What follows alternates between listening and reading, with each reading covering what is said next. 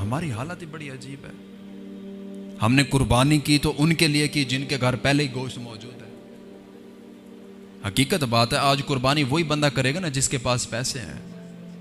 लेकिन हालत बड़ी अफसोसनाक है, बड़ी अफसुर्दा सी हालत है, ना देखे जाने वाली हालत है।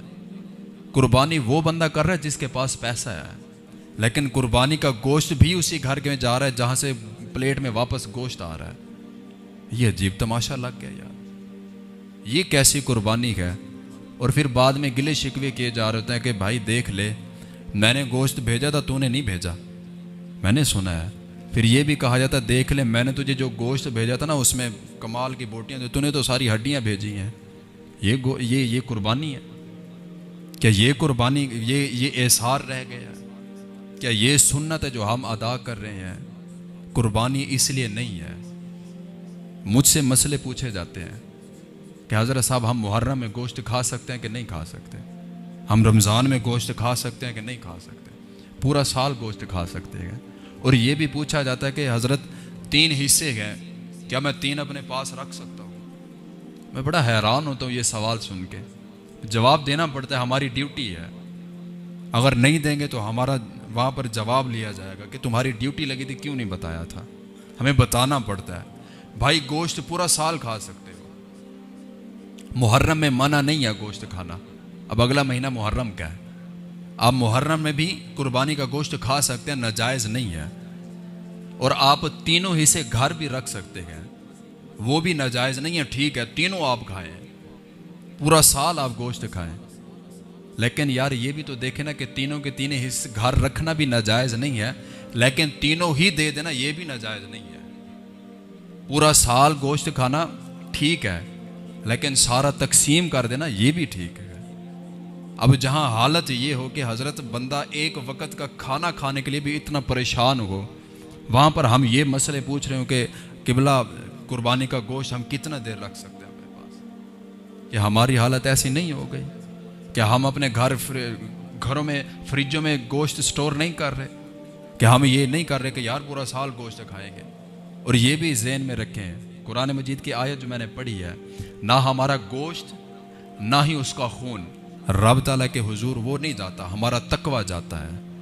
और जो भी बंदा कुर्बानी करते हुए ये जहन में रखे कि भाई मैं कुर्बानी कर रहा हूँ, इसके गोश्त के टिक्के बना के खाऊंगा, ये करूँगा वो करूँगा, उसकी कुर्बानी कोई नहीं हुई।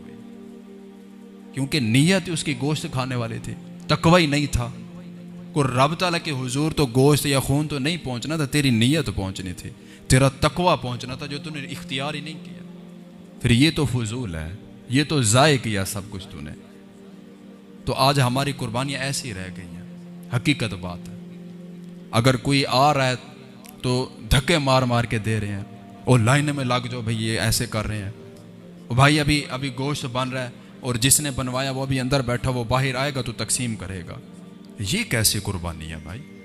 और कुर्बानी की तो ऐसे की कि अच्छा गोश्त साइड पे रख दिया और जो बिल्कुल बेकार है वो तकसीम कर दिया।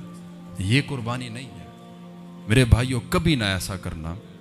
रब ताला के नाम पर दे रहे हो, रब ताला की रज़ा हासिल करने के लिए दे रहे हो, और सुन्नत अदा कर रहे हो।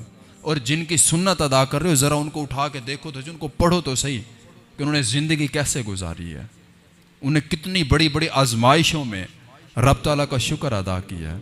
हमारे ऊपर ज़रा सी तकलीफ़ आ जाए हम परेशान हो जाते हैं, मेहमान आ जाए हम परेशान हो जाते हैं।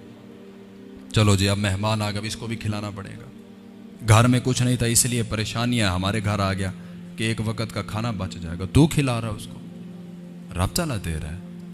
जिस नबी की सुन्नत को हम अदा कर रहे हैं, ये सुन्नत इब्राहीमी है, उनकी सुन्नतें ये भी हैं कि आप सबसे बड़े मेहमान नवाज थे। ये मैंने आपको बताया है कि आप मेहमान नवाज भी थे। क्या हम हैं मेहमान नवाज? हम तो हज़रत जी अगर फ़ोन आ जाए ना कि ये मेहमान हमारे घर आ रहे, तो हम कहते हैं कि भाई हम तो घर हैं ही नहीं, हमारे मोबाइल स्विच ऑफ हो जाते हैं, हमें काम बहुत सारे निकल आते हैं। और ये रब ताला की रहमत है, मेहमान रब ताला की रहमत है। और हम इतना नाशुक्रे गए कि जब भी रब ताला की रहमत हुई गए हम परेशान हो गए, यार अब क्या होगा। तो मेरे भाइयों, सब कुछ हमने सुन रखा, सब कुछ सुन रखा, लेकिन एक चीज़ की कमी आज भी हमारे दरमियान मौजूद है, वो ये है कि तकवा नहीं है, रब ताला का खौफ नहीं है, एसार नहीं है, मोहब्बत नहीं है, प्यार नहीं है, एक दूसरे की हमदर्दी नहीं है। पहले वक़्त होता था भाई, यकीन जानिए, हम अपने बुज़ुर्गों से सुनते रहते हैं, किताबों में भी हमने पढ़ा, हकीकत जाने ये वक़्त होता था कि तीसरे गांव में अगर कोई फौतगी हो जाती थी ना जी, सारे पहुंचे होते थे। तीसरे गांव में अगर किसी को कोई तकलीफ होती थी ना, चौथे गांव से उठकर एक बंदा जिसको रब ताला ने ताकत दी होती थी, वो जाके उसकी परेशानी हल करता था।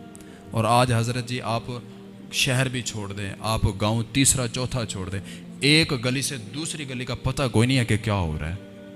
एक गली से दूसरी गली का पता नहीं है कि हमारी दूसरी गली में कौन रह रहा है। गली भी छोड़ें, दीवार के साथ दीवार होना ये भी नहीं पता होता कि यार मैं मुर्गे चरगे खा रहा हूं, पता नहीं उसने भी कुछ खाया कि नहीं खाया। घर के साथ वाले घर का भी पता नहीं है, और ये मुसलमान है, ये कहता है कि जी मैं कुर्बानी कर रहा हूं। तो भाई तकवा कुर्बानी का असल मकसद है, तकवा एसार असल मकसद है। साथ वालों का ख्याल करें, फ्रिजें ना भरें, अपनी आखरत की तिजोरी को भरें, अपनी कब्र को अच्छा करें, तकवा इख्तियार करें। और जिन्होंने कुर्बानियाँ करनी है रब ताला उनके भी मकबूल और मंजूर फरमा।